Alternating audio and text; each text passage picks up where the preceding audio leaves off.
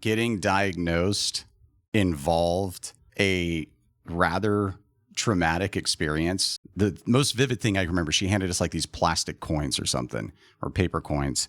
Couldn't figure it out. Weeks went on. It got to the point where rather than try and help the kid, the teacher said, meet me outside so that she could spank me.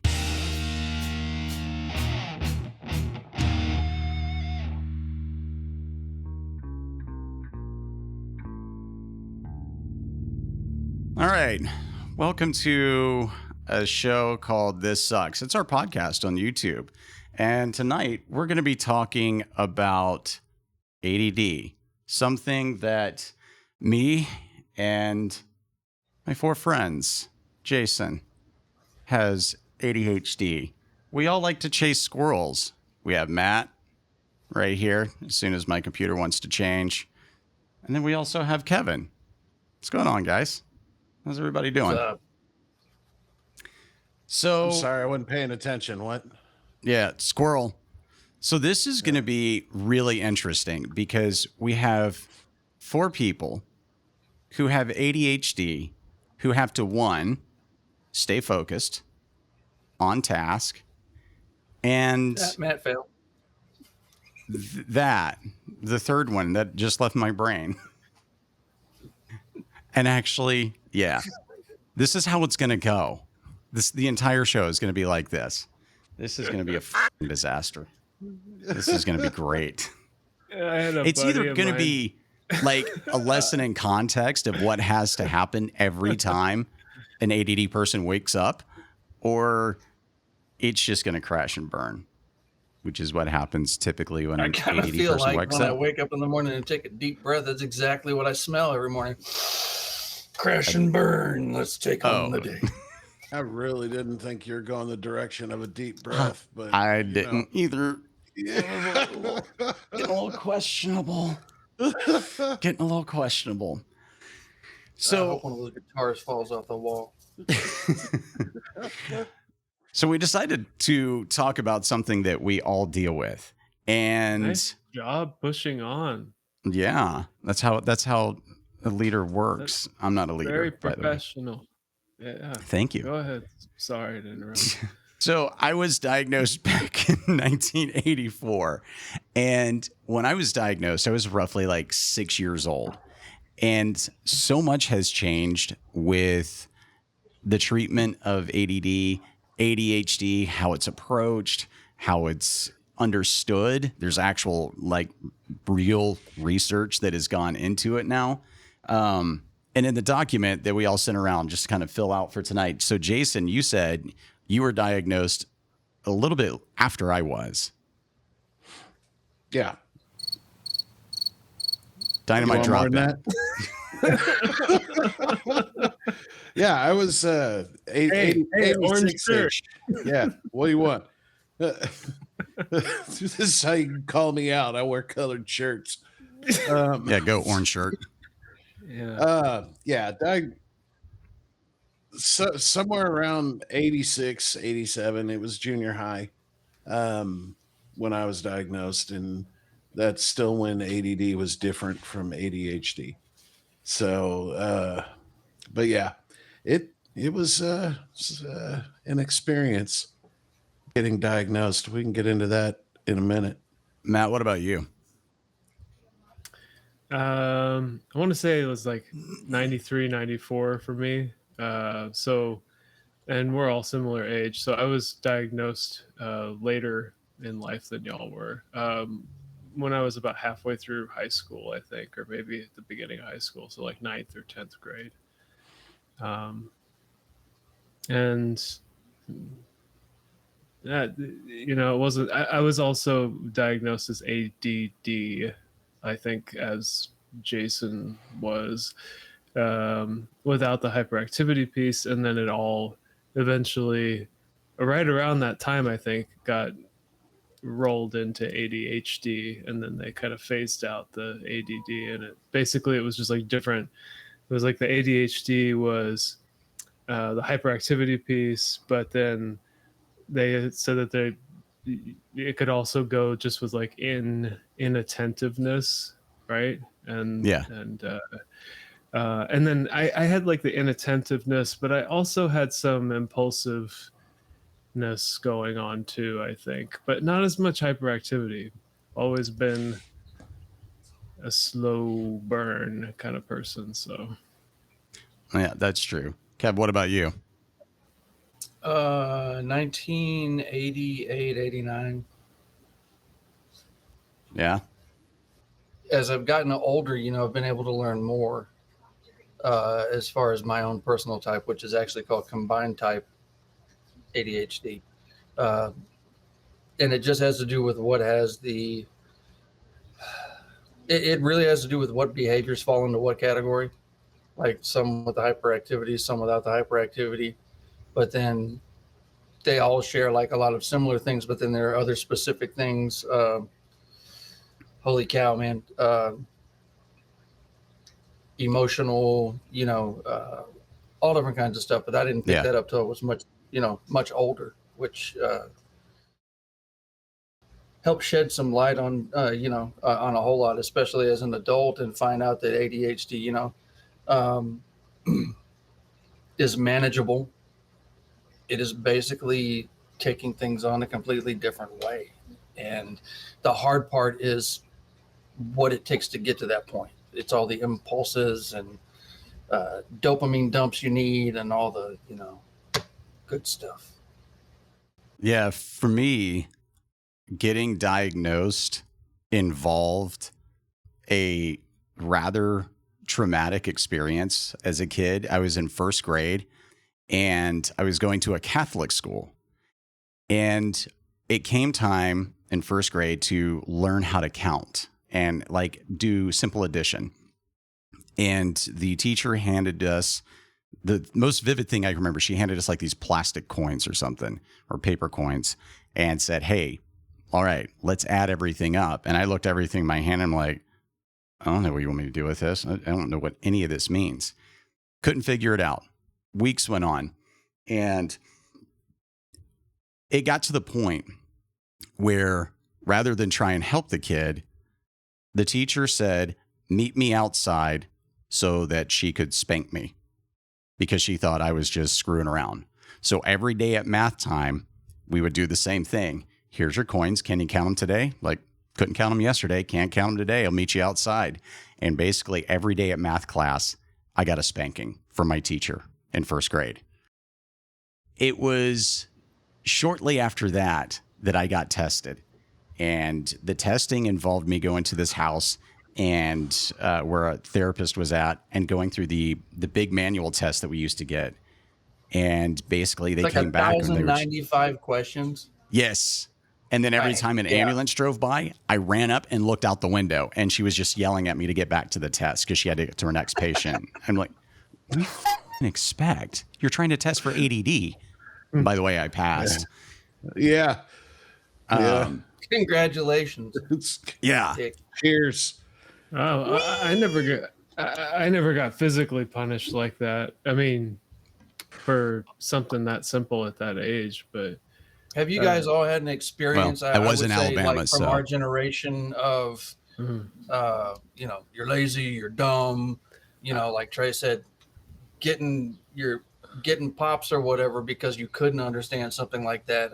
Man, I had that stuff happen so much growing up as a kid and in school, and it made it even worse then, because then it's no longer about acting out. It's like, okay, now we're gonna act out, and I'm pissed off. So yeah. I was gonna say, like, I think the thing that was most frustrating to me was when people would say, "Well, if you would just try harder," and I'm just like, oh man. It's the feeling inside of an explosion you can't let out, but you wish you could share with people so they knew exactly how shitty it feels sometimes. It's a lot, man, a lot. But I didn't get the corporal punishment, man. My parents were very clear to the schools that if your dad would throw you a beating if you were going to get a beating, not them. Yeah, that's very much the way my parents were. They were very much, we're going to handle it in a house. You're not going to handle it at all, and you just tell us what happened, and we'll decide the punishment. And so I never got that, thankfully, because I mean, the one time that one of the teachers said, you can have swats, I was like, you give me swats, I'm gonna punch you, and I was not a small guy at that point. I was very strong and very scary. And the teacher was like, okay, so in school it is. So I did in school suspension for that one, but that didn't have, no, I guess it did have to do with it because I wasn't doing my work. Um, but, I was getting sent to the principal's office because I wasn't participating. And I wasn't participating because I didn't understand it. So, this was my fourth time in algebra, failed it three times before that. And at that point, I was just reading a book. It doesn't matter how many times you show it to me the same way. If I don't get it, I'm not going to understand it. So, And maybe I missed when or how old you were when you were talking about that. I mean, you're doing algebra, so it was clearly much later in life in your school career. kind of, I started algebra in actually in seventh grade. I aced pre algebra in sixth grade, Oh, started okay. algebra in seventh grade and failed, retook algebra in eighth grade and failed, retook algebra in 10th grade and failed. No, I've got the wrong timeline. I'm sorry. Pre-algebra in seventh grade, not sixth grade. And, then my first 11th grade year was the last time I was at, that was the last time we had, the last time that I failed algebra. I think that's a good demonstration of how the ADD, or what now is called executive dysfunction or executive disorder, impacts individuals differently. Because come to find out, one component of my ADD or ADHD was dyscalculia. I Yeah. suck at math. And not just, oh, well, algebra is difficult because it throws A, B, C's into my math problems. It is sometimes just a concept beyond me. And that really is what led into being having to really focus on trying to just do rudimentary math and finding out different ways that I had to learn. And the one thing that I thought was interesting while researching some of the stuff that we wanted to talk about tonight was how ADHD used to be the actual condition. And now, like I said, it's executive function disorder. And ADD or ADHD or ODD is a comorbidity, which is a symptom of the disorder. And Yeah. so obviously it has impacted us differently. And there are so many symptoms or comorbidities, whatever word you want to use, that go along with ADD or executive function disorder. I'll get that word right at some point. And it's really interesting to figure out or find out what actually is happening inside the brain. Because I didn't understand it until I was probably 15 or 16 when I was talking to a therapist and she explained that, look, this is basically a neuroreceptor disorder. And even Kevin, you mentioned earlier that about that dopamine boost. Oh yeah. And I that's feel what, like with ADHD people in general, like everybody in the world to some degree, dopamine is always a pleasant thing, brings you happiness, yada, yada, yada. But when it becomes like your brain constantly has to thrive on that in order to just survive and do your normal day-to-day stuff, even if it's little things. It sounds dumb. Like we garden a lot, but the main reason why is I can go out there and go, look, a yellow flower, or look, a tomato. And it sounds silly, but I allow myself a certain amount of time every day to do that. As an adult, so that my day's a little easier on when I have to focus and take care of what I got to take care of. Yeah, but it's also something you've done. You know, you're seeing a result from something that Yeah, you've yeah. done. And granted, it's Yeah. same thing. I don't know, why physical work I can really focus on and do and be successful at and things like that versus other things, just like I said, man, I went to phlebotomy school. I'm a certified phlebotomist, and I really feel like at this stage of the game, it would bore the hell out of me. Well, I think you bring up a good point of ways other than medication that you can sort of like thrive by changing your environment and changing your tasks during the day. You're like fixing your being out of the box, and part of the issue with us being in school was we're in that box, and there isn't like, you can't go garden in the middle of the day. You can't go and change the scenery. I mean, it's different now, like a little bit different for our kids, in that they let them get up and walk around the classroom if they want to. They let them take a break. They let them go outside if they want. Yeah, the options now are we certainly didn't have those when I was in public school. No. That just wasn't a thing that you got. I mean, the next step would have been just like, oh, we'll just have to put you in special ed. And there was no difference, in a lot of ways where they were treating people that way, whether you had Down syndrome, autism, ADHD, whatever, they would just group everybody together because they were different. Yeah. And speaking of that, how do you guys view your children through the lens of ADHD?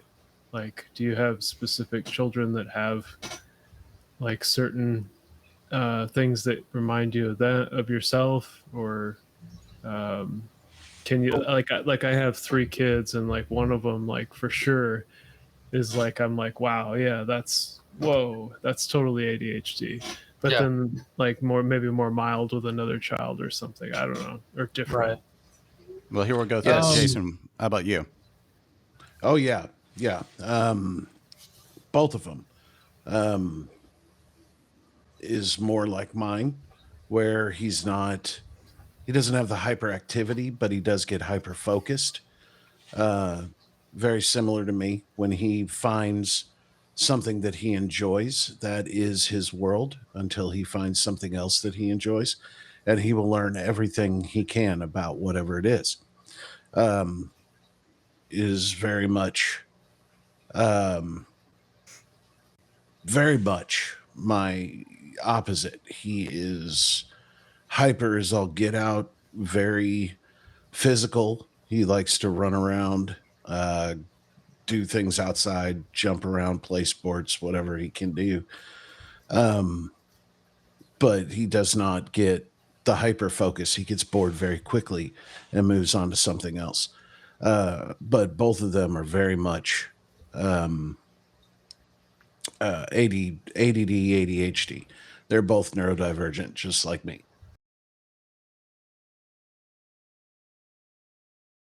With that, it's actually very easy to understand where they're coming from, why they do things the way they do, the certain ways that they do things. Easier to explain why they don't understand something and how they can maybe try to figure it out a little better, different ways to approach something they don't understand to maybe lead them in a direction to where they can understand it. Those are all the little tricks that I learned, which, the after I left and went to the high school that I met all you guys in, that's the stuff that they taught me how to do there, is how to pick it apart and look at it from a different perspective, to try to understand it from a different point of view, as opposed to going straight on the same way everybody else does it. I've got some interesting thoughts about the schooling So I definitely want to hold that till a little bit later for that topic. Kevin, what about Oh, you? yeah, yeah. Anything that you recognize in your kids? I had 3 kids, man, and the 2 oldest are just as normal, whatever you want to call normal, average kids. They're very, very intelligent women. And then I have my highly functioning autistic 21-year-old, and he has been a work of art almost his entire life. The difference, though, is I started recognizing those things in him pretty young, and the way we had to go through between the school system and advocating for our own child, because nobody's going to do more advocating for your kid than you will ever, as far as that's been my experience. Where one issue, like you guys would say things with teachers or whatever, very candid and frank with the teachers, and they were like, well, he didn't want to do this today. I'm like, okay, well, they're saying he's got this autism. I'm like, here's the deal in our house. We don't have excuses. We have differences and we have different ways of learning. And some of our journeys are a lot harder than the guy next to you, but it's just a difference. It's at the end of the day. And it does make a lot of things harder for him. It's been more social than it has been. I don't want to say like intelligence. I just don't have a better word for it. His book smarts are there. It's his social and interaction. like he's ridiculous on just like anybody, especially once you're really engaged in a topic you love.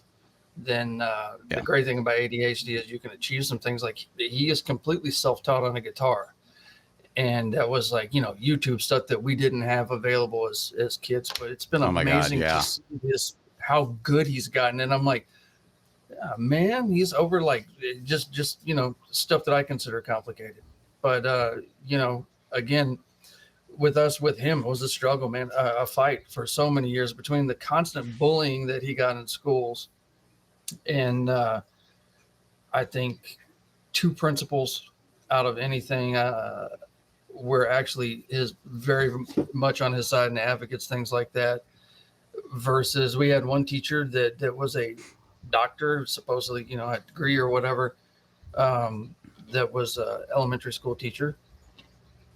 Treated most of the kids, I thought a little rough, but I kind of got where he was coming from, where he was at. But then to hear some of the things that he would say, like he did with kid one day, it's like, you're never going to end up being anything. You're never going to amount to anything in your life. And, you'd be lucky if you get a job as a garbage man. I'm like, first of all, dude, garbage men make good money. Second of all, who are you to put that in a kid's head? You're supposed to be the example and whatever, but dealing with those kinds of things and then having to go back and advocate in front of, all the way into high school. This didn't stop until he was out of high school, basically. But even into high school, I don't want to call it madness. Just like I said, a lot of advocating on our part. And I hate that I know that there are some parents that give up on their kids and things like that on those deals, man. But it's that's the great thing about ADHD. I got focused on fighting for my kid, so I can totally focus on that and not give up. That's awesome. And for me, I'm a later in life father, which has been a whole different experience. And there are times that my kid will do something and I'll think, what is that? Because I have a daughter and she will get hyper focused. Just will not relent on whatever she's working on until it is done, because it does present differently in girls and females. And I don't want to get into the whole, the gender thing, but it does present itself differently in females and girls than it does in boys. And it's something I'm definitely keeping an eye on. The nice thing is the school that she goes to has a smaller teacher to student ratio. similar to what we got when we went to school. I wish they had you know, that everywhere. Yeah. Yeah. Yeah. Well, boy, we could go on a whole tangent about public school and funding and how it should change. I'm going to explain to everybody why ADD is not real. That was like his whole thing. And this was at the time I was going through all this stuff. And I was like, Good oh, time. man. You all know there was a real push Yeah. against it. Like it was just totally made up at one point. A lot of people just were like, nope, it's not a thing.